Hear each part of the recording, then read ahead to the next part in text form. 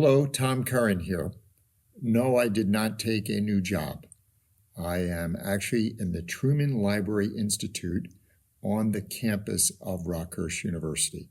The Truman Library Institute became part of our campus a few years ago, and it's a wonderful partnership that we share, actually going back to a long-time relationship between Harry Truman and Rockhurst University.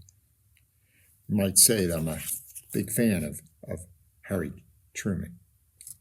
I thought it appropriate to speak to you in my weekly message from the Truman Library Institute on this Memorial Day weekend and speak a little bit about Memorial Day and how that really gives us something to think about, not just this weekend, but in an ongoing way. Memorial Day originally was called Decoration Day, and it has its roots in Decoration Day from a General Logan who wanted to pay tribute to all of the soldiers who had served in the Civil War. And so known as Decoration Day initially, by the end of the 19th century, it became Memorial Day. And the place where the soldiers were honored is in the place that we know as Arlington Cemetery. But then Arlington Cemetery grew in being not just a place for the remains and a place to honor those who served in the Civil War, but then soon would be a place for the remains and the descendants of those who served in all wars in the United States.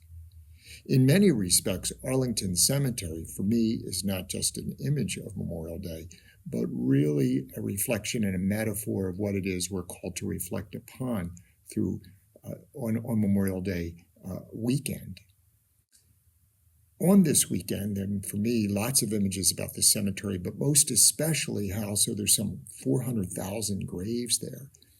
And on what they call Flag-In Day, members of the Old Guard, which is the oldest infantry group in our military, dating back to the latter part of the 18th century, where they take care of Arlington Cemetery, and groups of soldiers from the Old Guard are commissioned to place flags before each of those tombstones of those who have served their nations.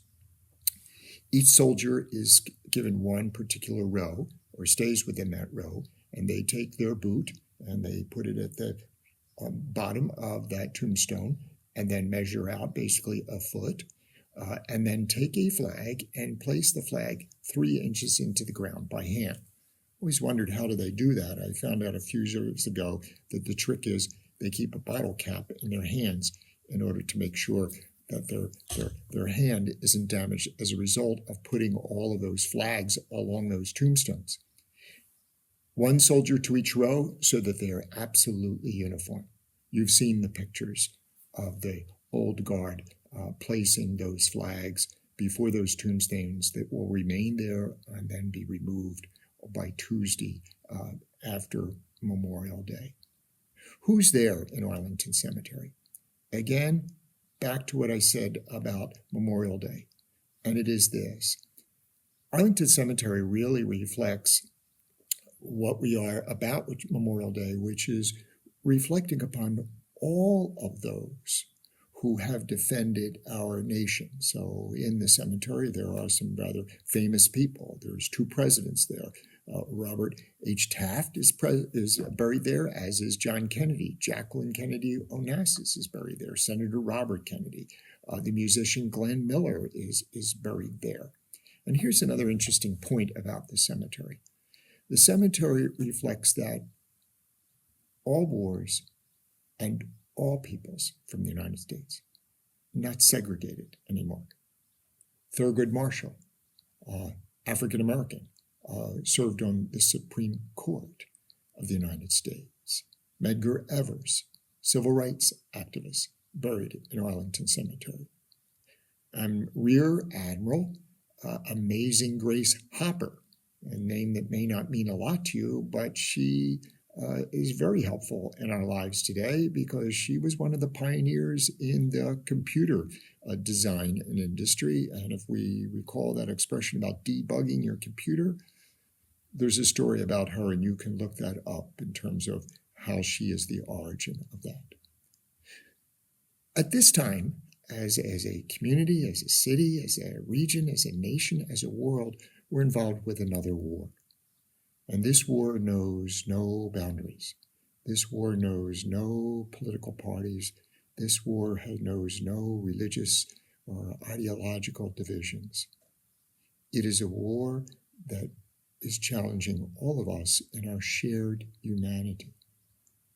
As we enter into this Memorial Day weekend, we recall those who have defended our nation, and we recall those who defend us now. Those who defend us and how we collectively come together to fight this war against a virus. And there's no divisions in this.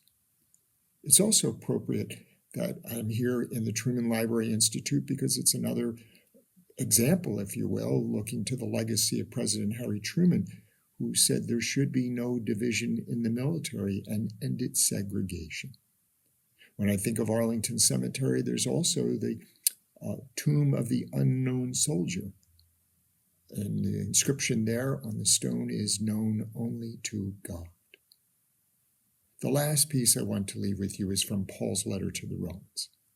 It's from the 14th chapter, where he tells us that in life and death, we belong to God. In life and death, we belong to God.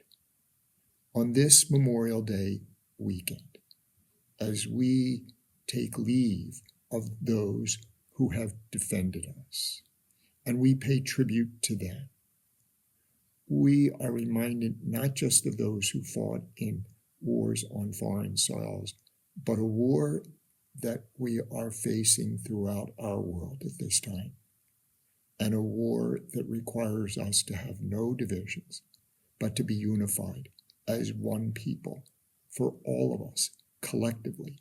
In life and death, we belong to God. May this Memorial Day weekend be an opportunity for us to reflect upon. There can be no divisions.